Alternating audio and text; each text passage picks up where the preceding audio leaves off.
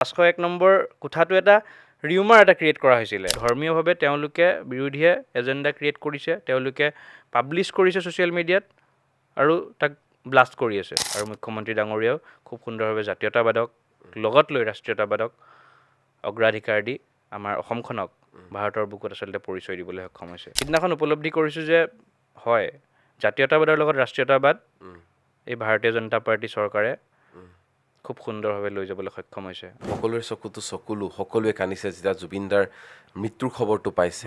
জুবিনদাই মোক সদায় এটা কথা কৈছিলে যে তোক মানুহৰ মাজত চাব বিচাৰোঁ। সিদ্ধাৰ্থটো এনেও অভদ্ৰ হয়।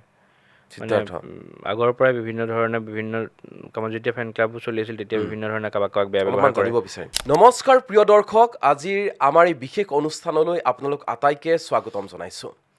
আজি আমাৰ অনুষ্ঠানৰ বিশেষ অতিথি হৈছে কৃষাণু ভূঞা। কৃষাণু ভূঞা বৰ্তমান সময়ত এগৰাকী জনপ্ৰিয় যুৱ প্ৰতিনিধি, এগৰাকী যুৱ নেতা।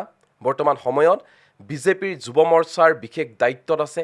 কলিয়াবৰ সমষ্টিত সহপ্ৰভাৰীৰ দায়িত্বত আছে কৃষাণু ভূঞা। সমান্তৰালকৈ কৃষাণু ভূঞাৰ কথা যদি আমি ক'বলৈ যাওঁ তেনেহ'লে জুবিন গাৰ্গ ফেন ক্লাবৰ প্ৰাক্তন সাধাৰণ সম্পাদক, দৰং কলেজৰ ঐতিহ্যমণ্ডিত দৰং কলেজৰ প্ৰাক্তন সভাপতি হৈছে কৃষাণু ভূঞা।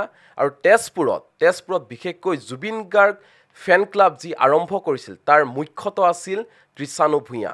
আৰু বিভিন্ন সময়ত আমাৰ ভাৰতবৰ্ষক প্ৰতিনিধিত্ব কৰি আন্তঃৰাষ্ট্ৰীয় প্ৰেক্ষাপটত বিভিন্ন ছেমিনাৰত অংশ লৈছে যুৱ প্ৰতিনিধি হিচাপে কৃষাণু ভূঞাই। আৰু কৃষাণু ভূঞা আজিৰ আমাৰ অনুষ্ঠানৰ অতিথি, স্বাগতম জনাইছোঁ আমাৰ অনুষ্ঠানলৈ। নমস্কাৰ। নিৰ্বাচনটো এতিয়া শেষ হ'ল, ফলাফলো বৰ ধুনীয়া আহিল, খুব কষ্ট কৰিলা। এতিয়া সুধিব বিচাৰিছোঁ কেনেকুৱা লাগিল নিৰ্বাচনত এইবাৰ? খুব ভাল লাগিলে। আৰু ইতিমধ্যে আমি সকলোৱে দেখিছোঁৱে, প্ৰতিগৰাকী অসমৰ ৰাইজে দেখিছে যে এক ঐতিহাসিক বিজয়। আচলতে অসমৰ ইতিহাসত আচলতে এনেকুৱা পৰিৱেশ কেতিয়াও হোৱা নাছিলে। অসমত 102খন আমাৰ NDA মিত্ৰজোঁটে যিধৰণে বিজেপি মিত্ৰজোঁটে যিধৰণে আসন লাভ কৰিবলৈ সক্ষম হ'ল ডক্টৰ হিমন্ত বিশ্ব শৰ্মা ডাঙৰীয়াৰ নেতৃত্বত, আৰু আমাৰ ভাৰতীয় জনতা পাৰ্টীৰ ৰাজ্যিক সভাপতি দিলীপ শইকীয়া ডাঙৰীয়াৰ নেতৃত্বত যিধৰণে আমি আসন লাভ কৰিলোঁ আচলতে সেয়া সঁচাকৈ শলাগ ল'বলগীয়া। আৰু আমি সঁচাকৈ খুব সুখী আচলতে এই নিৰ্বাচনটোক লৈ। আৰু সহপ্ৰভাৰী হিচাপে দায়িত্ব লাভ কৰিছিলা কলিয়াবৰত কৰি আছোঁ এতিয়া সহপ্ৰভাৰী হিচাপে আছা। কলিয়াবৰ ৰাজনৈতিক প্ৰেক্ষাপট কেনেকুৱা দেখিলা তুমি? খুব ভাল আচলতে, তাতো খুব সুন্দৰভাৱে জয়লাভ কৰিছে নিৰ্বাচনৰ সময়ত হৈছে। বিশেষভাৱে আমি অসমৰ বেলেগ বেলেগ ঠাইতো ঘূৰিবলগীয়া হৈছে। প্ৰচাৰ চলাবলৈ গ'লা তুমি? তেজপুৰত আছিলোঁ, ঢেকীয়াজুলিত আছিলোঁ বিশেষকৈ, তাৰপাছত বিশ্বনাথ চাৰিআলিতো আছিলোঁ। আমাৰ গোৱালপাৰাত যিহেতু আমাৰ ভাৰতীয় জনতা যুৱ মৰ্চাৰ ৰাজ্যিক সাধাৰণ সম্পাদক পবিত্ৰ ৰাভা, তেখেতে টিকেট লাভ কৰিছে দলীয়, তেখেতৰ ওচৰতো গৈছোঁ। আমাৰ প্ৰাক্তন সাধাৰণ সম্পাদক হিমাংশু শেখৰ বৈশ্যদা, তেখেতৰ কাষলৈকে গৈছোঁ। তেনেকৈ বিভিন্ন অসমৰ বিভিন্ন প্ৰান্তত আছোঁ। আৰু বিশেষকৈ তেজপুৰতো আছোঁ পৃথ্বীৰাজ ৰাভা ডাঙৰীয়াৰ সৈতে, যিহেতু আমাৰ গৃহ সমষ্টি তেজপুৰ। গতিকে খুব ভালকৈ আচলতে নিৰ্বাচনী প্ৰচাৰত অংশগ্ৰহণ কৰিছোঁ, বহুত কথা শিকিছোঁ। আৰু ৰাইজৰ মাজত যি মৰম ভাৰতীয় জনতা পাৰ্টীৰ প্ৰতি, সেয়া দেখি সঁচাকৈ আপ্লুত হৈছোঁ। আচলতে এটা বিশেষ প্ৰশ্ন মনত খুদনি হৈ থাকে, সেই বিশেষ প্ৰশ্নটো হৈছে 501 নম্বৰ কোঠাটো। বাজপেয়ী ভৱনৰ 501 নম্বৰ কোঠা নিৰ্বাচনৰ সময়ছোৱাত বিৰাটেই চৰ্চা লাভ কৰিছিল। এটা অভিযোগো উত্থাপন হৈছিল যে 501 নম্বৰ কোঠাৰ পৰা বিভিন্ন ধৰণৰ কাৰ্যকলাপ হৈ থাকে। কি আছে 501 নম্বৰ কোঠাত? মই যদি সুধোঁ তোমাক। চাওক, আচলতে ভাৰতবৰ্ষৰ বিশ্বৰ আচলতে সৰ্ববৃহৎ ৰাজনৈতিক দল ভাৰতীয় জনতা পাৰ্টী, আৰু প্ৰায় 60 লাখৰো অধিক কাৰ্যকৰ্তা থকা এনেকুৱা এটা ৰাজনৈতিক দলৰ কেইহাজাৰমান যুৱক যুৱতীয়ে ভাৰতীয় জনতা পাৰ্টীৰ সপক্ষে লিখিবৰ বাবে এটা কোঠাৰ প্ৰয়োজন আছে বুলি আপুনি ভাবে জানো? সেইটো আচলতে এটা নেৰেটিভ। বিৰোধীৰ মাজত কোনো ধৰণৰ এজেণ্ডা নাই, তেওঁলোকৰ কোনো ৰাজনৈতিক আপোনালোকে দেখিছে উদ্দেশ্য নাছিলে। এইবাৰ নিৰ্বাচনত তেওঁলোকৰ কোনো ৰুট মেপেই নাছিলে। গতিকে এনেধৰণৰ আভুৱা ভৰা কথাৰে তেখেতসকলে সদায় কণ্ট্ৰভাৰ্চি ক্ৰিয়েট কৰিব বিচাৰিছিলে।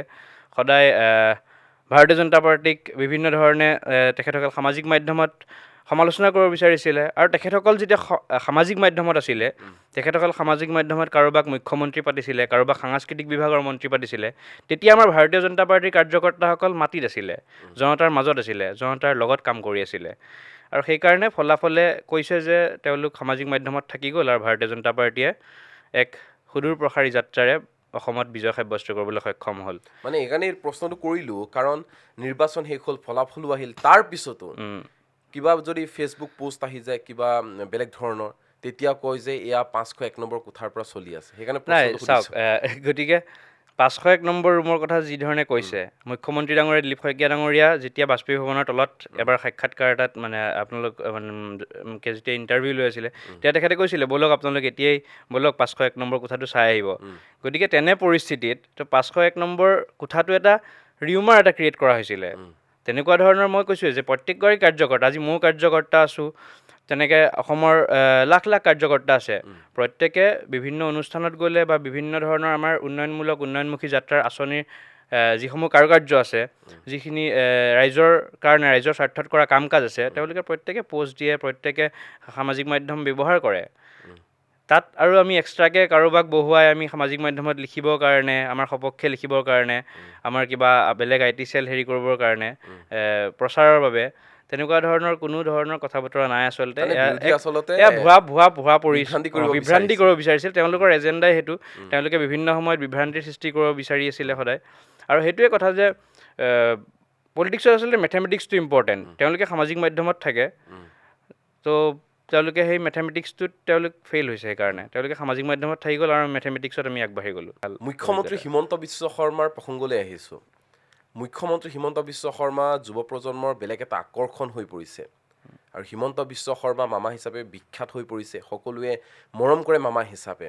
মুখ্যমন্ত্ৰী হিমন্ত বিশ্ব শৰ্মা খুব কাষৰ পৰা পাইছা তোমালোকেও, কি দেখিছা মুখ্যমন্ত্ৰী হিমন্ত বিশ্ব শৰ্মাৰ প্ৰতি তোমালোকৰ চিন্তাধাৰা কেনেকুৱা?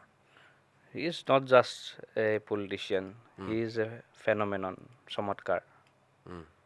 তেখেত চমৎকাৰ হয়, অপ্ৰতিৰোধ্য হয়। তেখেতে যিধৰণে অবিৰতভাৱে তেখেতে যোৱা 5টা বছৰত যিধৰণে ৰাইজৰ সেৱাত ব্ৰতী হ'ল, দিনে নিশাই কাম কৰি, তাৰ ফল এইবাৰ আমি নিৰ্বাচনত দেখিবলৈ পাইছোঁ। গতিকে তেখেতে যিধৰণে চিন্তা কৰে, সেই চিন্তাটো আচলতে আমি সঁচাকৈ উপলব্ধি কৰিছোঁ কাষৰ পৰা দেখি, যে এনেকৈও আচলতে মিনিষ্ট্ৰী চলে। যেতিয়া মুখ্যমন্ত্ৰীগৰাকীয়ে দৌৰি থাকিব যেনেধৰণে চিন্তা কৰিব, তেতিয়া বাকী মন্ত্ৰীসকলেও কাম কৰি থাকে। আৰু মই এটা ব্যক্তিগত অনুভৱ ক'ব বিচাৰিছোঁ, সিদিনাখন যেতিয়া এয়াৰপৰ্টতো আমাৰ ডিউটি আছিলে, দায়িত্ব আছিলে, যেতিয়া বিভিন্ন ৰাজ্যৰ মুখ্যমন্ত্ৰীসকল আহিছিলে, আমাৰ নৰেন্দ্ৰ মোদী ডাঙৰীয়া আহিছিলে, আমাৰ গৃহমন্ত্ৰী, প্ৰতিৰক্ষা মন্ত্ৰী, সকলো যেতিয়া আহিছিলে, সমগ্ৰ ভাৰতবৰ্ষখনে যেন অসমত সিদিনাখন খানাপাৰা ফিল্ডত আছিলে, সকলো ভাৰতবৰ্ষৰ চকু সিদিনাখন অসমত আছিলে। তেতিয়া আমি আগদিনা যেতিয়া আছিলোঁ, তেওঁলোক আহি আছিলে, তেতিয়া সেই অনুভৱটো কৰিছিলোঁ যে আজি অসমে কি পৰ্যায় পালে আচলতে। আজি অসমত সমগ্ৰ ভাৰতবৰ্ষৰ অধিকাংশ মিনিষ্টাৰ, অধিকাংশ তেওঁলোকৰ ৰাজ্যক নেতৃত্ব দিয়াৰ মুৰব্বীসকল অসমত আছে। কাৰ কাৰণে আছে? ডক্টৰ হিমন্ত বিশ্ব শৰ্মা ডাঙৰীয়াৰ কাৰণে আছে, ভাৰতীয় জনতা পাৰ্টীৰ কাৰণে আছে। মানে বিজেপিৰ ওৱান মেন আৰ্মি অসমৰ। ওৱান মেন আৰ্মি, কিন্তু ভাৰতীয় জনতা পাৰ্টী দলীয়ভাৱে কাম কৰে। ভাৰতীয় জনতা পাৰ্টীৰ যি নীতি আদৰ্শ আছে, আমি এটা টীম হিচাপে প্ৰত্যেকগৰাকী কাৰ্যকৰ্তাই কাম কৰে। আৰু নেতৃত্ব দিয়াৰ ক্ষেত্ৰত মুখ্যমন্ত্ৰীয়ে নেতৃত্ব দিয়ে, আমাক মাৰ্গদৰ্শন দিয়ে, আমাক দিলীপ শইকীয়া ডাঙৰীয়াই মাৰ্গদৰ্শন দিয়ে। তেওঁলোকে এটা টীম হিচাপে আমাক আগবাঢ়ি যোৱাৰ কাৰণে, আমাক ঐক্যবদ্ধতাৰে আমাক আগবঢ়াই লৈ যোৱাৰ ক্ষেত্ৰত আমাক সদায় শিকাই আহিছে। আৰু তেখেতক সেইটো কাৰণে ওৱান মেন আৰ্মি বুলি ক'ব লাগিব। তেখেতে শপত গ্ৰহণ অনুষ্ঠানটিত আমি যি ধৰণে এটা পৰিৱেশ দেখা পালোঁ, সেই পৰিৱেশ আচলতে কেতিয়াও আমি কোনো কালে দেখা পোৱা নাছিলোঁ। আৰু যেতিয়া তাত উপস্থিত আছিলোঁ, প্ৰথমতে জনগণ হৈ গ'ল, তাৰপাছত যেতিয়া মোৰ আপোনাৰ দেশ গাইছে, তেতিয়া লিটাৰেলি মোৰ গাৰ নোম শিয়ৰি গৈছে। মানে গোটেই মঞ্চখনত ভাৰতবৰ্ষৰ আগশাৰীৰ সকলো মিনিষ্টাৰ, সকলো প্ৰধানমন্ত্ৰী আছে, গৃহমন্ত্ৰী আছে, প্ৰতিৰক্ষা মন্ত্ৰী আছে, প্ৰত্যেকখন ৰাজ্যৰ চিফ মিনিষ্টাৰ আছে, ডেপুটি চিফ মিনিষ্টাৰ আছে, আৰু আমি আছোঁ তলত, আমাৰ অসমৰ জনতা আছে, আৰু মোৰ আপোনাৰ দেশ সকলোৱে একেলগে গাইছে। কি এটা পৰিৱেশ! সেই পৰিৱেশটো সঁচাই গাৰ নোম থিয় হৈ গৈছিলে। সিদিনাখন উপলব্ধি কৰিছোঁ যে হয়, জাতীয়তাবাদৰ লগত ৰাষ্ট্ৰীয়তাবাদ এই ভাৰতীয় জনতা পাৰ্টী চৰকাৰে খুব সুন্দৰভাৱে লৈ যাবলৈ সক্ষম হৈছে। আৰু মুখ্যমন্ত্ৰী ডাঙৰীয়াও খুব সুন্দৰভাৱে জাতীয়তাবাদক লগত লৈ ৰাষ্ট্ৰীয়তাবাদক অগ্ৰাধিকাৰ দি আমাৰ অসমখনক ভাৰতৰ বুকুত আচলতে পৰিচয় দিবলৈ সক্ষম হৈছে। কেতিয়াবা আমি ত্ৰিশানু ভূঞাক বিধায়ক হিচাপে চাবলৈ পাম নেকি? আনপ্ৰেডিক্টেবল। মন আছে নাই? চাওক যেতিয়া ৰাজনীতি কৰোঁ, ৰাজনীতিত আমি থাকোঁ, তেতিয়া আমাৰ কাৰণ এইকাৰণে প্ৰশ্নটো সুধিছোঁ, কাৰণ সমাজ সেৱা কৰি আছা, তুমি জুবিন গাৰ্গ ফেন ক্লাবৰ সৈতে জড়িত হৈ আছিলা, এতিয়াও আছা, জড়িত হৈ আছা, বিভিন্ন ধৰণৰ অনুষ্ঠান প্ৰতিষ্ঠানৰ সৈতে তুমি জড়িত, সমাজ সেৱা কৰি আছা ধুনীয়াকৈ। সেইবাবে প্ৰশ্নটো সুধিছোঁ, এদিন যদি বিধায়ক হৈ যোৱা, তেজপুৰ বিধানসভা সমষ্টিৰ নৱনিৰ্বাচিত বিধায়ক হেনো কৃষাণু ভূঞা। আনপ্ৰেডিক্টেবল আৰু আমি সৰুৰ পৰা সেই মানুহৰ কাৰণে কাম কৰি আহিছোঁ, এটা কাম কৰাৰ মনোভাৱ আছে। ডাঙৰ অৰ্থত কাম কৰিবৰ কাৰণে বিভিন্ন ধৰণে আমি কাম কৰিব লাগিব। আৰু মানুহৰ লগত থাকিয়ে ভাল পাওঁ। বিভিন্ন সামাজিক সাংস্কৃতিক অনুষ্ঠানত, অসমৰ বিভিন্ন সামাজিক সাংস্কৃতিক অনুষ্ঠানৰ লগত জড়িত হৈ আছোঁ ইমান বছৰৰ পৰা। আৰু ব্যক্তিগতভাৱেও বিভিন্ন ধৰণৰ এতিয়া চাকৰি বিচাৰি কেতিয়াও একো ইণ্টাৰভিউ দি পোৱা নাই আজিলৈকে। তো মানুহৰ কাৰণে সেৱা কৰিম কেৱল বুলিয়ে ৰাজনীতি ওলাই কৰিম আহিছোঁ। ভাবিছা নি এতিয়া? ৰাজনীতিৰ লগত জড়িত আছোঁ যেতিয়া একেবাৰে ৰাজনীতি কৰি ৰাজনীতি- আছোঁ। ৰাজনীতি আমি সমাজৰ কাৰণে কাম কৰিম, মানুহৰ কাৰণে কাম কৰিম। বাকী এইখিনি প্ৰশ্ন এটা সুধোঁ নেকি? সোধা। আমাৰ মৰমৰ হিয়াৰমথু হাৰ্টথ্ৰব জুবিন দাকটো তুমি বহুত কাষৰ পৰা পাইছিলে, মই নিজেও জানো ব্যক্তিগতভাৱে। জুবিন দাইতো ৰাজনীতি বেয়া পাইছিল।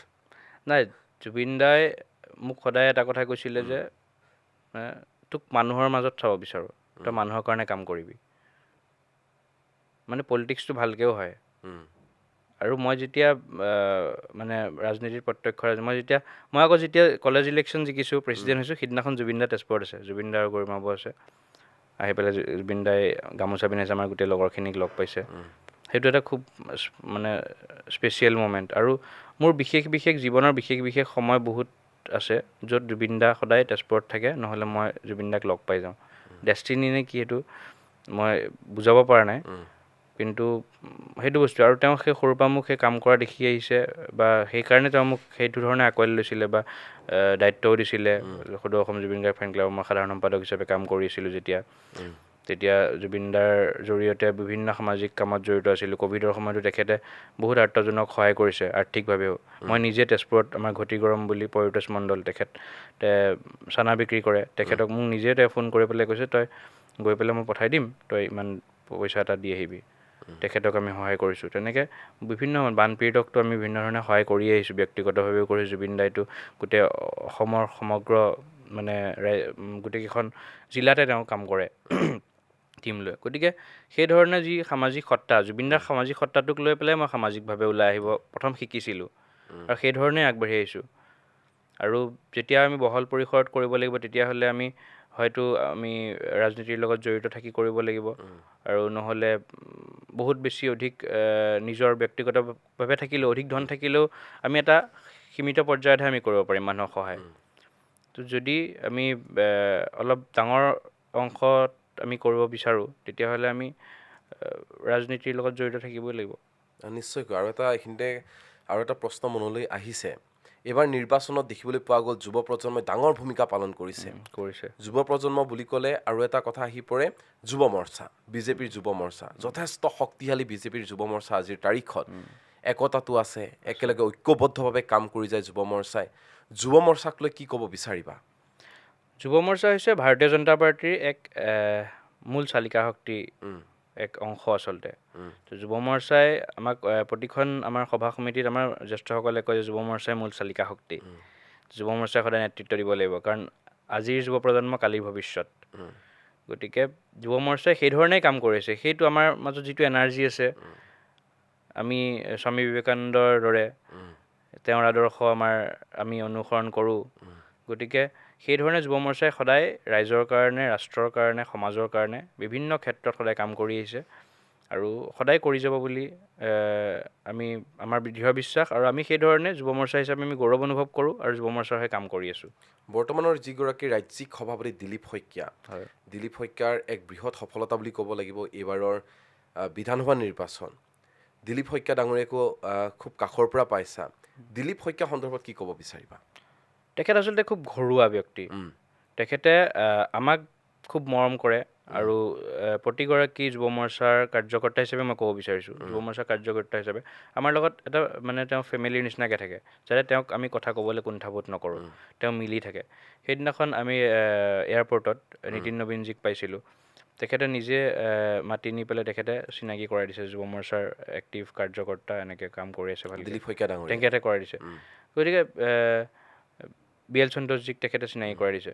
তো তেখেতৰ সেই যি সৰলতা, তেখেতে খুব সুন্দৰভাৱে ঘৰুৱাভাৱে আমাক সদায় মৰম কৰি আহিছে আৰু প্ৰতিগৰাকী কাৰ্যকৰ্তাক সমানে তেখেতে অগ্ৰাধিকাৰ দিয়ে, প্ৰতিগৰাকী কাৰ্যকৰ্তাৰ লগত কথা পাতে আৰু সেই যিটো তেওঁৰ ব্যৱহাৰ, সেই তেওঁৰ যিটো আদৰ্শ, সেইটো ভাল লাগে আৰু সেইকাৰণে যুৱ মৰ্চা আচলতে আমি শক্তি পাওঁ যে আমি সুন্দৰভাৱে কাম কৰি যাব কাৰণে আমি প্ৰেৰণা ডাঙৰ পাওঁ। শক্তি পোৱা যায় দিলীপ শইকীয়াৰ মানে ফালৰ পৰা। এই ব্যৱধানটো নাই তাৰমানে আমাৰ সৰু ডাঙৰ ব্যৱধান বা আমি অলপ ভয় বা ৰেচপেক্টটোতো আমাৰ সদায় থাকেই প্ৰতিগৰাকী জ্যেষ্ঠ কাৰ্যকৰ্তালে, কিন্তু ভাৰতীয় জনতা পাৰ্টীত মই এইটো দেখা পাইছোঁ। দেখিবলৈ পোৱা যায় যে বিহু গানো গাই থাকে আমি সকলোৰে লগত। এইটো খানাপাৰাত ময়ো আছিলোঁ সেইদিনাখন, বিহু গান গাই চবেই নাচিও থাকে, ফূৰ্তি কৰি থাকে। ফূৰ্তি কৰিছোঁ, মানে এটা ফেমিলি নিচিনাকৈ আমি যাতে থাকোঁ।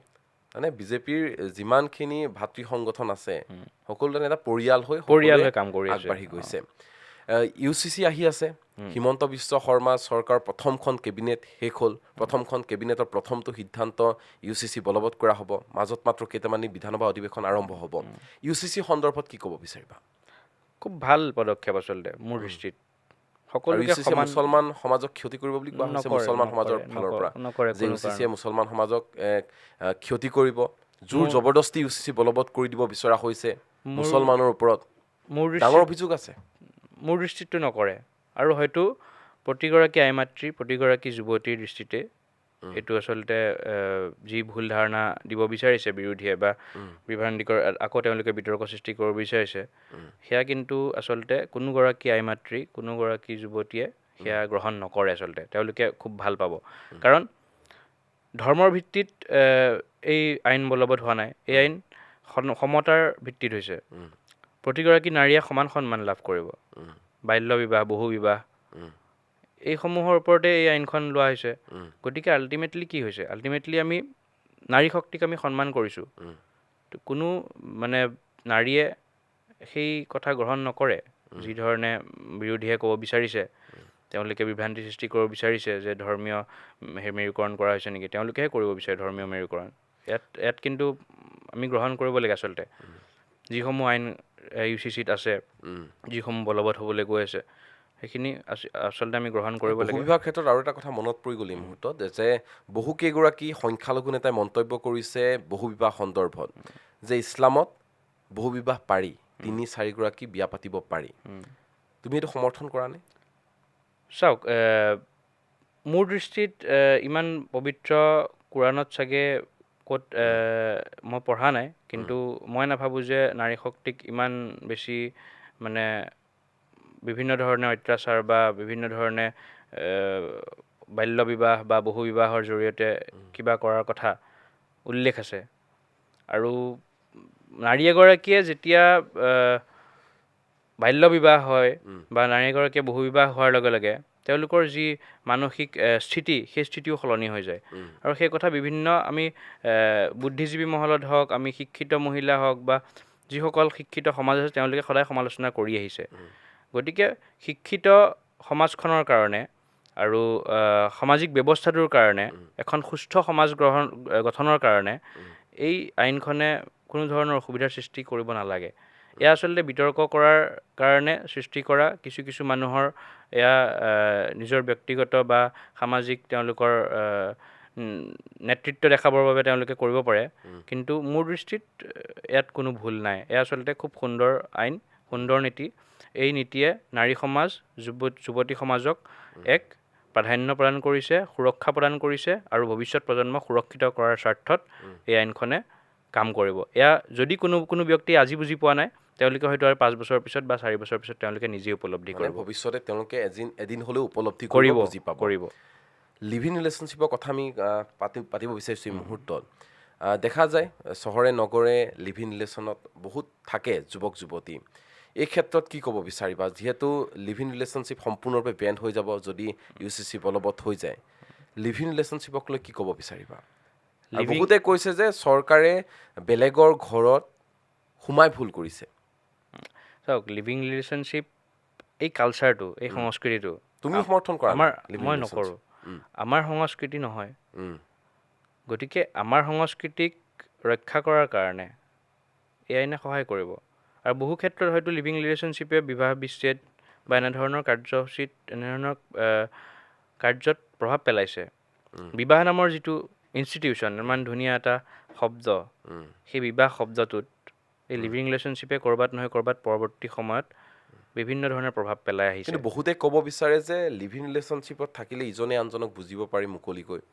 কিন্তু এইটো আমাৰ ভাৰতীয় সভ্যতা সংস্কৃতিত নাই। উম, আমি ভাৰতীয় সভ্যতা সংস্কৃতি যদি পাশ্চাত্যক ইমান প্ৰাধান্য দি থাকোঁ, কালি পৰহি আমাৰ সংস্কৃতি কি আছিল আমাৰ যুৱ প্ৰজন্মই পাহৰি যাব। আমাৰ যুৱ প্ৰজন্মক আমি কি শিকাব লাগিব? আমাৰ সভ্যতা সংস্কৃতি কি আছিলে? ভাৰতীয় সভ্যতা সংস্কৃতিয়ে কি কৈ থৈ গৈছে? আমাৰ ইতিহাসে কি কৈ গৈছে? সেইখিনি কথা যদি আমি নিশিকাওঁ আজিৰ তাৰিখত, কালি পৰহি আমি আজি পাশ্চাত্য অলপ গ্ৰহণ কৰিছোঁ, কালি আৰু অলপ কৰিম, কৰি কৰি এটা জেনেৰেশ্যন নাইকিয়া যেতিয়া হৈ যাব, তো 20 বছৰ পিছত আমি উপলব্ধি কৰি কিবা ভেলু আছে জানো, মূল্য আছে জানো? গতিকে এতিয়াৰ পৰাই কৰোঁচোন, অলপ অলপকৈ কৰোঁ। ক'ৰবাত এই কথা বতৰাবিলাকেওতো প্ৰভাৱ পেলাব। তো আমাৰ যিবিলাক আমাৰ অভ্যাস, সেই অভ্যাসবিলাক আমি এতিয়াৰ পৰা যদি আমি সুন্দৰভাৱে লৈ যাব নোৱাৰোঁ, ভৱিষ্যত প্ৰজন্মত আমাৰ বহুত অসুবিধা হ'ব। অভিভাৱক হিচাপেও আমি জীয়াই থাকিবৰ কাৰণে অসুবিধা হ'ব আৰু যুৱক যুৱতীসকলৰ কাৰণেও অসুবিধা হ'ব। গতিকে মই ভাবোঁ যে ভাল কাম হৈছে। আৰু বহুকেইগৰাকী বিজেপি বিধায়কে এটা কথা উল্লেখ কৰিছে যে মুছলমানে আমাক ভোট দিয়া নাই বহু সমষ্টিত, যি সমষ্টিত মুছলমানে ভোট দিয়া নাই সেই সমষ্টিত আমি কাম নকৰোঁ, মুছলমানৰ বাবে কাম নকৰোঁ, মুছলমানৰ হকে কাম নকৰোঁ, মুছলমান য'ত আছে সেই ঠাইত আমি কাম নকৰোঁ। আমি যদি চাওঁ কমলাক্ষদেৱ পুৰকায়স্থ ইতিমধ্যে উল্লেখ কৰিছে। শিলাদিত্যদেৱৰ মন্তব্য নিশ্চয় শুনিছা। শিলাদিত্যদেৱে অন কেমেৰা সকলোৰে আগত কৈছে যে মই ক'লোঁ বুলিহে তেওঁলোকৰ উচ্ছেদ চলিব, সেই ভয়তহে তেওঁলোকে মোক ভোট দিছে, এনেকুৱা কথা বতৰা। কমলাক্ষদেৱ পুৰকায়স্থই কৈছে মোক ভোট দিয়া নাই, ভোট কিয় দিম, কাম কিয় কৰিম, এনেকুৱা ধৰণৰ মন্তব্য চলি আছে। আমি পশ্চিমবংগৰ কথা যদি ক'বলৈ যাওঁ, তাতো বিজেপি বিধায়কে স্পষ্ট বাৰ্তা দিছে যে যিয়ে আমাক ভোট দিয়া নাই তেওঁলোকৰ আমি উন্নয়ন নকৰোঁ, তেওঁলোকৰ বাবে আমি কাম নকৰোঁ। সবকা সাথ সবকা বিকাশ কেনেকৈ হ'ব এনেকৈ হ'লে? যোৱা 15 বছৰ ভাৰতীয় জনতা পাৰ্টী চৰকাৰ আছে। মোৰ প্ৰশ্নটো হৈছে যে সবকা সাথ সবকা বিকাশ, মই সেইটোৱে ক'বলৈ গৈ আছোঁ। চৰকাৰ আছে, ক'ৰবাত কোনোবা মুছলমান সম্প্ৰদায়ৰ ব্যক্তিয়ে অসুবিধা লাভ কৰিছে নেকি? আঁচনিত ক'ৰবাত কম্প্ৰমাইজ হৈছে নেকি? আজি মাইনৰিটিসকলক তাৰপিছতো যে বহু সমষ্টিত বিজেপিৰ প্ৰাৰ্থীয়ে মুছলমানৰ পৰা ভোট নাপালে কিয়? এতিয়া যদি কিছুমানৰ মাজত এটা এজেণ্ডা ক্ৰিয়েট কৰি দিয়া হৈছে, বিৰোধীয়ে কৰিছে যে তেওঁলোক ভাৰতীয় জনতা পাৰ্টী চৰকাৰ আহিলে মুছলমানৰ অসুবিধা হ'ব, ভাৰতীয় জনতা পাৰ্টী চৰকাৰ আহিলে তেওঁলোকৰ বহুত মানে আঁচনি তেওঁলোকৰ কাটি দিব, এনেকুৱা ধৰণৰ তেওঁলোকে বিভ্ৰান্তিৰ সৃষ্টি কৰি বিভিন্ন অঞ্চলত, অধ্যুষিত অঞ্চলত তেওঁলোকে প্ৰচাৰ চলাইছে। আৰু তেনেকুৱা এটা কিবা কিবি ৰিজনৰ কাৰণে হয়তো আমাৰ ক'ৰবাত নহয় ক'ৰবাত আমাৰ অলপ ভোট কম আহিছে বা খেলি মেলি হৈছে। কিন্তু সেই কথা তেওঁলোকে যোৱা 5 বছৰ 10 বছৰত উপলব্ধি কৰিছে আৰু আঁচনিৰ ক্ষেত্ৰত কেতিয়াও কৰ্তন কৰা হোৱা নাই। আঁচনি প্ৰত্যেককে দিয়া হৈছে, সমানে দিয়া হৈছে। ঘৰটো যদি আমাৰ খিলঞ্জীয়া মহিলাগৰাকীয়েও পাইছে, পুৰুষগৰাকীয়েও পাইছে, ঘৰখনে যদি পাইছে, মাইনৰিটি অঞ্চলটো তেওঁলোকে পাইছে। তাত কিন্তু কম্প্ৰমাইজ হোৱা নাই। আমাৰ আয়ুষ্মান ভাৰত যদি আমি পাইছোঁ, আমাৰ মাইনৰিটি অঞ্চলৰ মানুহেও পাইছে। আমাৰ সকলো আঁচনি, ইভেন টমটম দিছে মাইনৰিটি সকলক, তেওঁলোকে সেই সুবিধাও গ্ৰহণ কৰিছে, চিলাই মেচিন দিছে, সকলো ধৰণৰ সুবিধা লাভ কৰিছে। আচলতে সেইটোৱে কৈছোঁ যে বিৰোধীৰ ওচৰত এজেণ্ডা নাই। তেওঁলোকে বিভিন্ন ধৰণে এটা নেৰেটিভ ক্ৰিয়েট কৰিব বিচাৰে। তেওঁলোকে সদায় তেওঁলোকৰ এতিয়া ভোট বেংক নাই, তেওঁলোকে ভোট বেংক ক্ৰিয়েট কৰিবৰ কাৰণে তেওঁলোকে সদায় মাইনৰিটিখিনিক এতিয়া গ্ৰহণ কৰিবলৈ আৰম্ভ কৰিছে। তেওঁলোকে ভাবিছে যে এইটো অপশ্যনৰ বাহিৰে আমি বেলেগ অপশ্যন ল'লে আমাৰ নচলিব, কাৰণ উন্নয়নৰ ওপৰত উন্নয়ন হৈ আছে, সৰ্বাংগীন বিকাশ হৈছে, ৰাস্তা ঘাট ভাল হৈছে, নিকা নিযুক্তি হৈছে, সকলো আঁচনি পাই আছে সকলোৱে। অসমখনৰ সামগ্ৰিক ইনফ্ৰাষ্ট্ৰাকচাৰে হওক বা সকলো ক্ষেত্ৰত, শিক্ষাৰ ক্ষেত্ৰতে হওক, যুৱক যুৱতীক স্বাৱলম্বী হোৱাৰ ক্ষেত্ৰতে হওক, সকলো ক্ষেত্ৰত চৰকাৰে কাম কৰিছে। তো ক'ত তেওঁলোকে ধৰিব? অপশ্যন নাই। অপশ্যন নথকাৰ কাৰণে তেওঁলোকে এই কথা বতৰাবোৰত টুলুঙা মন্তব্য দি পেলাই সাম্প্ৰদায়িক বিভ্ৰান্তিৰ সৃষ্টি তেওঁলোকে কৰিব বিচাৰিছে। ভাৰতীয় জনতা পাৰ্টীয়ে সাম্প্ৰদায়িক বিভ্ৰান্তি সৃষ্টি কৰিব বিচৰা নাই, তেওঁলোকে সাম্প্ৰদায়িক বিভ্ৰান্তি সৃষ্টি কৰিব বিচাৰিছে। আৰু তেওঁলোকে এজেণ্ডাটো ক্ৰিয়েট কৰি দিয়ে, নিউজত আহি যায়, ছ'চিয়েল মিডিয়াত আহি যায়।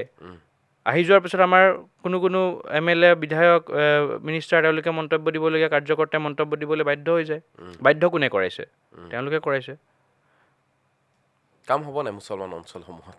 কামটো হৈয়ে আছে। কাম আঁচনিৰ ক্ষেত্ৰত কেতিয়াও কম্প্ৰমাইজ কৰা নাই, সকলো দিছে, সকলো ক্ষেত্ৰতে কাম হৈ আছে, তো তাক বিভ্ৰান্তিৰ সৃষ্টি কৰি আছে। আমি উচ্ছেদ কৰিছে কাক? যিসকল বিদেশী নাগৰিক বা যিসকল মিয়া, তেওঁলোকে আহি পেলাই তেওঁলোকে নিজে নিজে ঘৰ বনাই লৈছে ক'ৰবাত, তেওঁলোকে চৰকাৰী ভূমি দখল কৰিছে, আমাৰ ভূমি দখল কৰিছে, তো সেইবোৰ অঞ্চলত উচ্ছেদ হৈছে। তাক লৈতো ক'ব লগা নাই। আমাৰ মাটি সুৰক্ষা হৈছে, আমাৰ বৰদোৱাত আজি আমাৰ সংস্কৃতি ৰক্ষা হৈছে, আমাৰ মানে শংকৰদেৱৰ স্থান আজি সুৰক্ষিত হৈছে। তো সেইধৰণে যদি আমি চাবলৈ যাওঁ, তেতিয়াহ'লেতো সকলো ক্ষেত্ৰতে যিখিনি হ'ব লাগে, যিখিনি যাৰ প্ৰাপ্য, সেই প্ৰাপ্য সকলোৱে পাই আছে। ধৰ্মীয়ভাৱে তেওঁলোকে বিৰোধীয়ে এজেণ্ডা ক্ৰিয়েট কৰিছে, তেওঁলোকে পাব্লিছ কৰিছে ছ'চিয়েল মিডিয়াত আৰু তাক ব্লাষ্ট কৰি আছে। চব বিৰোধী খেল। তেওঁলোকৰ এজেণ্ডাই নাই। মই যোনটো ক'লোঁ মেথমেটিক্স, তেওঁলোকে মেথমেটিক্সতকৈ বেছি ছ'চিয়েল মিডিয়াত থাকে, গ্ৰাউণ্ডত নাই। আমি গ্ৰাউণ্ডত থাকোঁ, আমাৰ সকলো কাৰ্যকৰ্তা গ্ৰাউণ্ডত থাকে, আৰু সেইটো কাৰণে ফলাফল এইটোৱে। তাৰে ফলাফল বিজেপিয়ে 82খন আসন লাভ কৰিলে অকলে, আৰু কংগ্ৰেছে মাত্ৰ 19খন আসনত সীমাবদ্ধ হৈ থাকিল। 3টা বছৰ কাৰ্যকাল বিজেপি মিত্ৰজোঁটৰ। প্ৰথম পৰ্যায়ত সৰ্বানন্দ সোণোৱাল, তাৰপিছত হিমন্ত বিশ্ব শৰ্মাৰ নেতৃত্বত দুটাকৈ কাৰ্যকাল 21 চনত আৰু এইবাৰ 26 চনত। এতিয়া তৃতীয় পৰ্যায়ৰ যি কাৰ্যকাল চলি আছে, আৰম্ভ হৈছে হিমন্ত বিশ্ব শৰ্মাৰ নেতৃত্বত। কি আশা কৰা অহা 5টা বছৰ? বহুত বেছি আশা কৰোঁ। মই তোমাক এগৰাকী বিজেপিৰ নেতা হিচাপে সোধা নাই, এগৰাকী যুৱ প্ৰতিনিধি হিচাপে চৰকাৰখনৰ পৰা কি বিচৰা 5টা বছৰত? চৰকাৰখনৰ পৰা চৰকাৰে যি ধৰণে কৰি আছে, তাৰ আৰু তীব্ৰভাৱে আৰু বিশালভাৱে অসমখনক যাতে ভাৰতবৰ্ষৰ বুকুত প্ৰতিষ্ঠা লাভ কৰে, আৰু অসমৰ যি সামাজিক সাংস্কৃতিক সকলোখিনি সামৰি আমাৰ কালচাৰ, আমাৰ প্ৰতিভা, অসমৰ প্ৰতিভা সকলো ক্ষেত্ৰত যাতে ভাৰতবৰ্ষৰ বুকুত উজ্জ্বলি থাকে, আৰু সকলোৱে যাতে বিভিন্ন ধৰণৰ স্ক'প পায়।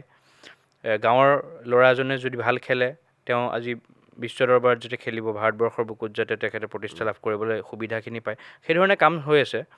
আৰু বহুত বেছি ধৰণে কাম হওক, আৰু ইনফ্ৰাষ্ট্ৰাকচাৰৰ কথা আমি ক'বই নালাগে। বিভিন্ন ধৰণৰ উদ্যোগ আহিছে, আমাৰ ল'ৰা ছোৱালী স্বাৱলম্বী হ'বৰ কাৰণে সুবিধা লাভ কৰিছে, আৰু কৰক, আৰু যি ধৰণে নিকা নিযুক্তি হৈছে আৰু হ'ব। সেইধৰণে যাতে আমাৰ যুৱ প্ৰজন্ম স্বাৱলম্বী হ'ব পাৰে। কৃষি ক্ষেত্ৰত আমাৰ ভাল ভাল কাম হ'ব লাগে, আৰু অসমখনক সামগ্ৰিকভাৱে যাতে ভাৰতবৰ্ষৰ বুকুত এখন শ্ৰেষ্ঠ ৰাজ্য হিচাপে প্ৰতিষ্ঠা লাভ কৰিব পাৰে, সেইখিনি আশা কৰোঁ। আৰু সেইধৰণে কাম ইতিমধ্যে আৰম্ভ হৈছেই। আমি দেখিছোঁৱেই, আমাৰ ভাৰতীয় জনতা পাৰ্টীৰ কামো আৰম্ভ হৈছে, আকৌ নৰ্মেল হৈ গ'ল, ইলেকশ্যন শেষ হ'ল, আকৌ আমাৰ সাংগঠনিক কাম কাজ আৰম্ভ হৈ গ'ল, আৰু মুখ্যমন্ত্ৰী ডাঙৰীয়া শপত লোৱাৰ পিছদিনাখনৰ পৰাই তেওঁ কাম আৰম্ভ কৰি দিছে।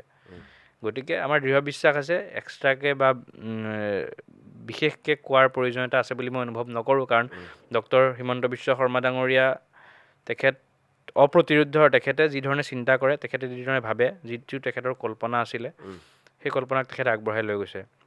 মাজতে অনুৰাধা শৰ্মা পূজাৰী বাইদেৱে কিবা এটা লিখিছিলে যে সংস্কৃতিয়ে মানে আমাৰ যদি অসমক ডেভেলপ কৰিব লাগে, সংস্কৃতিৰ সৈতে কৰিব লাগিব, এনেকুৱা ধৰণৰ কিবা এটা লাইন লিখিছিলে।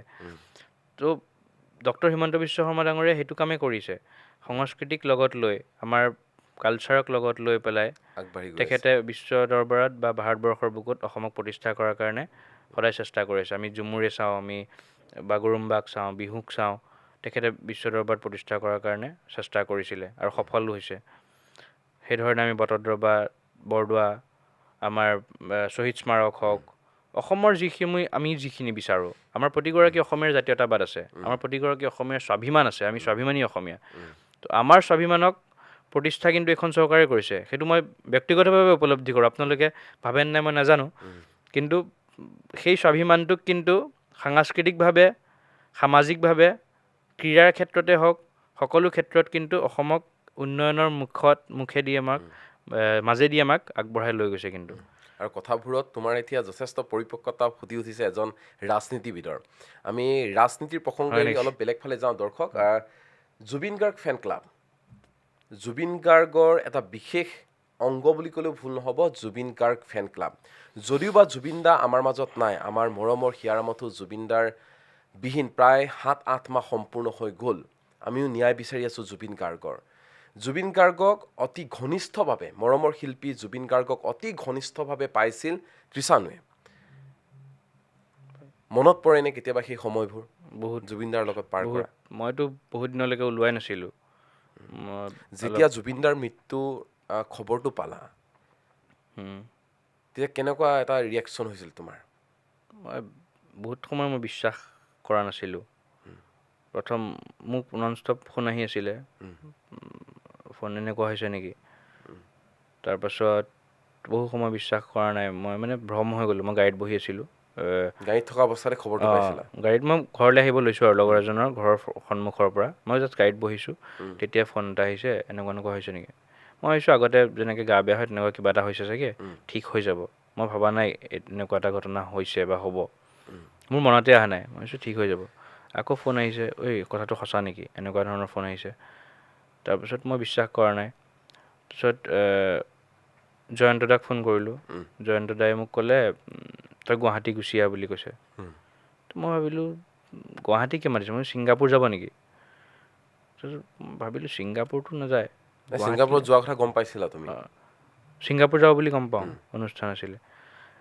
তাৰপিছত মানে ঘটনাটো হোৱাৰ পিছত মই ভাবিলোঁ ছিংগাপুৰ যাব নেকি গুৱাহাটী কিয় মাতিছে সেইটো অকণমান মানে মোৰ অলপ ছাছপেঞ্চ টাইপ হ'ল তাৰপিছত মই ভবা নাই আকৌ বাদ দিলোঁ ফোন আহি আছে নন ষ্টপ আহি আছে তাৰ কোনোবাই CMA দেখোন কৰি দিলে হিমন্ত বিশ্ব শৰ্মা ডাঙৰীয়া তেখেত এই BTR ইলেকশ্যনৰ কেম্পেইন কৰি আছিল নেকি কৰি দিলে মই তেতিয়ালৈকে নিউজো চোৱা নাই মই 1 ঘণ্টামান নিউজ একোৱে চোৱা নাই নন ষ্টপ ফোন আহিছে মোৰ তাত 200মান মিছ কল নন ষ্টপ মই তাৰপিছত বিশ্বাস কৰিলোঁ আৰু নাই তাৰপিছত ঘৰত গৈ মই শুই দিছোঁ মই পৰা নাই তাত মোৰ লগৰ আহিলে 15-20 জন লগৰ আহিছে তেওঁলোকে মোক গাড়ীত লৈছে লৈ পেলাই গুৱাহাটীলৈ লৈ আহিছে সকলোৰে চকুতো চকুলো সকলোৱে কান্দিছে যেতিয়া জুবিনদাৰ মৃত্যুৰ খবৰটো পাইছে এটা মৰ্মান্তিক মুহূৰ্ত সেই মানে সময়খিনি বুজাব নোৱাৰোঁ তাৰমানে মই বিশ্বাসেই কৰা নাই আৰু যেতিয়া কাহিলীপাৰা ঘৰত আমি ৰাতিৰ পৰা প্ৰথম যেতিয়া গৈছোঁ যে বৌয়ে সাবতি শুকাই কান্দিছে সেই মুমেণ্টটো সেই মানে মুহূৰ্তটো মানে বুজাব নোৱাৰোঁ তাৰমানে এতিয়াও মানে ভাবিব মন নাযায় মই নাভাবোৱে মই এতিয়া আজিকালি ব্যক্তিগতভাৱে কাম কৰি থাকোঁ মই কেতিয়াও নাভাবোঁ যেতিয়া এই ৰিলত ওলাই যায় বা স্ক্ৰল কৰিলে ওলাই যায় তেতিয়া ৰাতি যেতিয়া অকলে থাকোঁ সেই টাইমত মানে ষ্ট্ৰাইক হয় নাই নেকি মানুহজন এতিয়াও ফিল কৰোঁ মই আছে বুলি বিশ্বাস নহয় যে জুবিন দা আমাৰ মাজত নাই কাৰণ গান মানি জুবিন গাৰ্গ সকলোতে জুবিন গাৰ্গ কবিতাৰ ক্ষেত্ৰত জুবিন গাৰ্গ আৰু এইবাৰ বিহু মঞ্চ উকা হৈ থাকিল জুবিন দা নাই সেইটো ভাবিব নোৱাৰি তাৰমানে তেওঁতো মোৰ কাৰণে পিতৃস্বৰূপ আছিল তেওঁ মোক নিজৰ ল'ৰা বুলি কৈছিল পুত্ৰৰ দৰে মৰম কৰিছিলে সদায় মানে এখন হাত গুচি গ'ল আৰু মানে আশীৰ্বাদৰ হাত এখন সাহস তেওঁ যেতিয়া বাহিৰত ক'ৰবাত ফুৰিব যায় তেওঁ কৈ থৈ যায় এইকেইদিন ভালকৈ থাকিবি দেই গুৱাহাটীত মই নাথাকোঁ তাৰমানে উৎপাত কৰি ৰাতি ঘূৰি নাথাকিবি বা ওলাই মেলি নাযাবি মই নাথাকোঁ এনেকুৱা ধৰণৰ কথা কয় এনেকুৱা বহুত স্মৃতি আছে এতিয়া কৈ শেষ কৰিব নোৱাৰিম কিন্তু মানুহজন যে নাই সেইটো মই মানে উপলব্ধি কৰিবলৈ বহুত টান মই আছে বুলিয়ে ভাবোঁ মই এতিয়া ভাবোঁ যে আছে তেওঁ চাই আছে তেওঁ যি কৈ থৈ গৈছিলে সেইখিনি যাতে কৰিব পাৰোঁ সেইধৰণে মানুহৰ কাৰণে মানুহৰ মাজত থাকি তুমিতো আটাইকেইজনক ঘনিষ্ঠভাৱে লগ পাইছিলা শ্যামকানু মহন্তই হওক শেখৰ জ্যোতি গোস্বামী হওক সিদ্ধাৰ্থ শৰ্মাই হওক এওঁলোকতো ঘনিষ্ঠভাৱে পাইছিলা সন্দীপন গাৰ্গৰ কথা নাজানো বা অমৃতপ্ৰভাৰ কথা নাজানো যিকেইজন মূল ব্যক্তি অভিযুক্ত বৰ্তমান সময়ত কাৰাবন্দী হৈ আছে শ্যামকানু শেখৰ আৰু সিদ্ধাৰ্থ শৰ্মা শ্যামকানু মহন্তৰ লগত মোৰ তেনেকুৱা সম্পৰ্ক নাই এবাৰ দুবাৰ ক'ৰবাত দেখা পাইছোঁ দাদাৰ লগতে যাওঁতে দেখিছা তেনেকৈ পাইছোঁ আৰু সিদ্ধাৰ্থকতো পাইছিলোঁ খং উঠিছিল নাই তোমাৰ উঠিছিলে সিদ্ধাৰ্থটো এনেও অভদ্ৰ হয়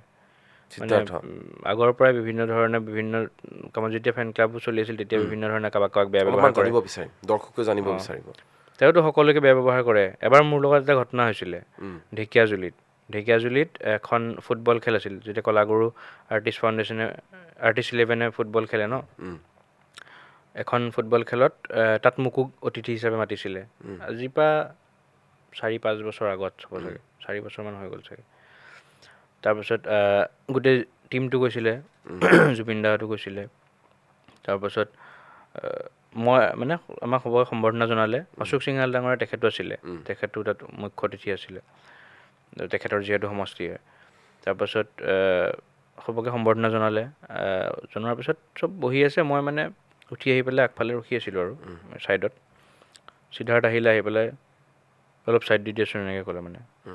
খঙত মানে অলপ সি ৰুড টাইপ, তাৰ ব্যৱহাৰটো বেয়াই মানে।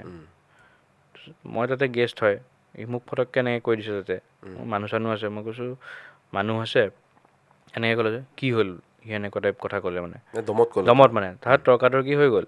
তাত সি এনেকৈ হাতটো এনেকৈ দিব ল'লে মানে মোক ইয়াতে।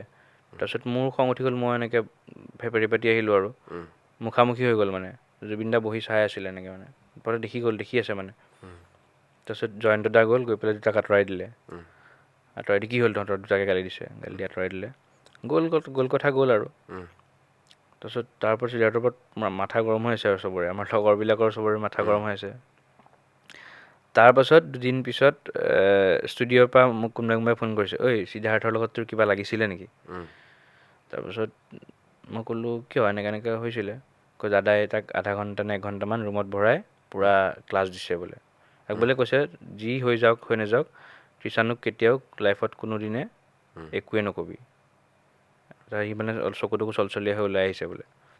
4টামান ফোন আহিছে মোৰ তাত। তেতিয়া মই অনুভৱ কৰিছোঁ মানে জুবিন দাই মানে সেই বহি থকা সময়খিনিত সেই অকণমান টাইমে দেখিছে। তাৰপিছত তেওঁ চাগে চবৰ পৰা মানে বস্তুটো জানি ল'লে, জানি লৈ তাক ৰুমত বহাই গালি চালি পাৰি তাক উলিয়াই পঠাইছে। তাৰ কেইদিনমান পিছত জুবিন দা লখিমপুৰ আহি আছিলে, মোক ফোন কৰিছে দেই। মই কৈছোঁ ক'ত আছ? মই কৈছোঁ ঘৰতে আছোঁ। কৈছে ওলাচোন মোৰ লগত লখিমপুৰ যাব লাগিব। তাৰ কেইদিনমান পিছতে সিদিনা সিদ্ধাৰ্থ অহা নাই। জুবিন দাই তাৰপিছত মোক তেজপুৰৰ পৰা লৈ তাৰপিছত আমাৰ লখিমপুৰ গৈছোঁ, ফুটবল খেলি আছিলে। তাৰ 2 দিন পিছত সিদ্ধাৰ্থ হৈছে। সিদিনাখন পিছত সি মোক নিজে ভালকৈ মাতিছে আৰু জুবিন দাই মানে পূৰা ক্লাছ দি দিছে। তাৰ মানে সেইটো বুলি ঘটনা নহয়, এনেকুৱা বহুত ঘটনা আছে। বিভিন্ন মানুহক বিভিন্ন ধৰণে মানে বেয়া ব্যৱহাৰ কৰে, ফোনৰ ৰেচপঞ্চ নকৰে প্ৰগ্ৰেমৰ কাৰণে, কাৰোবাক বেয়া ব্যৱহাৰ কৰে। মানে তেওঁৰ মানসিকতাটোৱে বেয়াই আছিলে।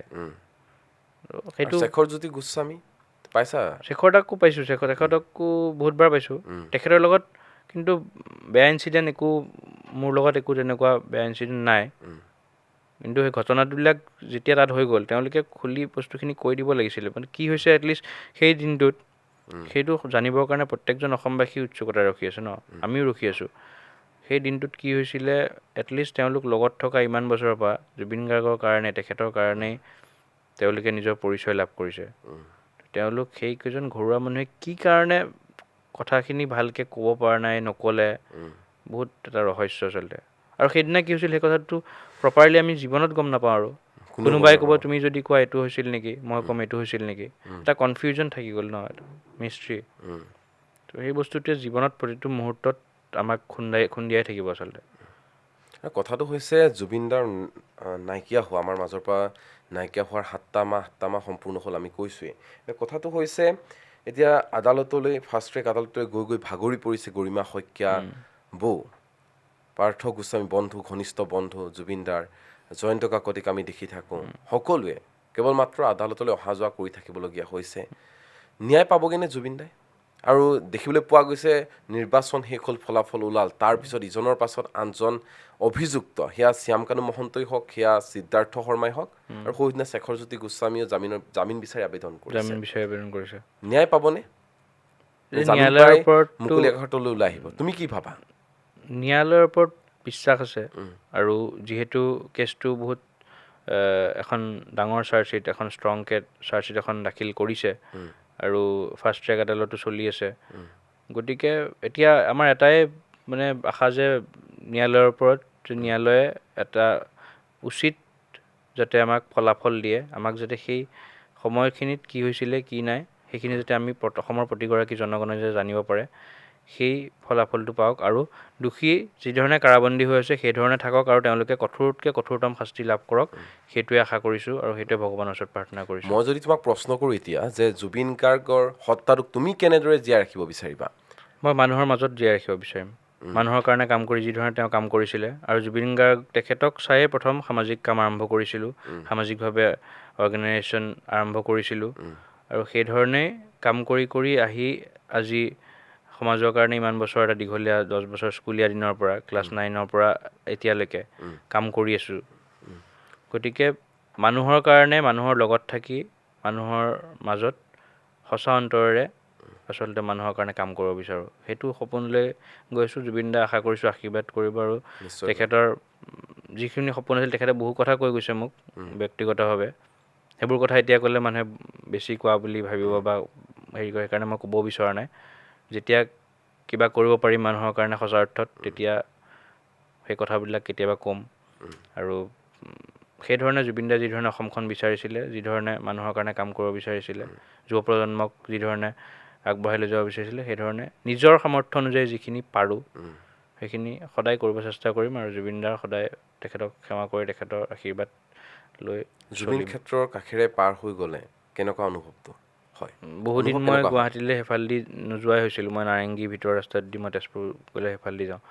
এতিয়া আহোঁ, আহি মই তাত ৰখি অলপ সময় সেৱা কৰোঁ, সেৱা কৰি আহোঁ। এটা উকা পৰিৱেশ, আৰু যেন জুবিন দাই চাই আছে। চাই আছে। মই সেইটো বিশ্বাস কৰোঁ, জুবিন দা আছে, জুবিন দাই দেখি আছে, চাই আছে। কোনে কি কৰি আছে, কোনে কোনে কি ধৰণে তেখেতক স্মৰণ কৰিছে, কোনে কেনেকৈ কাম কৰিছে, কোনে সঁচা অন্তৰেৰে কামবোৰ কৰিছিলে, ভাল পাইছিলে, সকলো তেওঁ চাই আছে, আৰু তেওঁ সেইটো ফল দিব বুলি মোৰ বিশ্বাস আছে। অনুষ্ঠানলৈ শেষলৈ আহিছোঁ, আৰু কেইটামান প্ৰশ্ন কৰিম মই আমাৰ অতিথি কৃষাণু ভূঞাক। 5জন ব্যক্তিৰ নাম ল'ম, বিশেষ ব্যক্তি 5জন। তেওঁলোক সন্দৰ্ভত তেওঁলোকক লৈ কিছু এটা বাক্য তোমাৰ পৰা জানিব বিচাৰিম। হিমন্ত বিশ্ব শৰ্মা, এটা লাইনত যদি মই সুধোঁ। অপ্ৰতিৰোধ, গৌৰৱ গগৈ, চেষ্টা কৰিছে। লুৰিণজ্যোতি গগৈ, তেওঁ ভাল ছাত্ৰ নেতা আছিল। লুৰিণজ্যোতি গগৈ ৰাজনীতিবিদ হ'ব পৰা নাই। নাই, মানে লুৰিণজ্যোতি গগৈ ৰাজনীতিবিদ হ'ব পৰা নাই। নাই, লগটো পাইছা? পাইছোঁ, এবাৰ দুবাৰমান পাইছোঁ। ছাত্ৰ নেতা হিচাপে পাৰফেক্ট, ৰাজনীতিবিদ হিচাপে পাৰফেক্ট হোৱাগৈ নাই। নাই। অখিল গগৈ, তেখেত থুলুঙা মন্তব্য কৰে, কণ্ট্ৰভাৰ্চিত থাকি ভাল পায়। অখিল গগৈ আৰু দিলীপ শইকীয়া, ডিচিপ্লিন। আৰু নিশ্চয়কৈ এই মুহূৰ্তত ধন্যবাদ জ্ঞাপন কৰিছোঁ। আৰু খুব এটা সুন্দৰ অনুষ্ঠান তোমাৰ সৈতে, আৰু ভাল লাগিল যথেষ্ট কথা পাতি। আশা কৰিছোঁ আগন্তুক দিনবোৰত আগুৱাই যোৱা, আৰু আগন্তুক সময়ত ভৱিষ্যতে হয়তো এগৰাকী জনপ্ৰতিনিধি হিচাপেও তোমাক আমি দেখা পাম, সেয়া আমি আশা কৰি আছোঁ। এনেকৈ যিটো বাটেৰে গৈছা, জুবিন দাক সুঁৱৰি, জুবিন দাক মনত পেলাই, জুবিন দাৰ কথা ভাবি, জুবিন দাই যিধৰণে সমাজৰ হকে কাম কৰি গৈছিল, সমাজৰ কথা চিন্তা কৰিছিল, মানুহৰ কথা চিন্তা কৰিছিল, তেনেকৈ জুবিন দাক অনুকৰণ কৰি তুমিও আগুৱাই যোৱা, তাকে আমি কামনা কৰিছোঁ। শুভেচ্ছা যাচিছোঁ আগন্তুক সময়লৈ। ধন্যবাদ জনাইছোঁ অসম লাইভ আৰু আপোনাকো। খুব ভাল লাগিল অনুষ্ঠানটিত, আৰু এনেকৈ নিমন্ত্ৰণ জনাই আমি কথা পতাৰ এইখন যি সুযোগ, কথা কোৱাৰ যি সুযোগ দিলে, তাৰ কাৰণে আন্তৰিক ধন্যবাদ আৰু কৃতজ্ঞতা জ্ঞাপন কৰিছোঁ। আৰু যিখিনি কথা ক'লে সেইখিনি যাতে বাস্তৱত জীৱনত যাতে মানুহৰ কাৰণে কাম কৰি যাব পাৰোঁ, তাৰ কাৰণে আপোনালোকৰ পৰা আশীৰ্বাদ বিচাৰিছোঁ।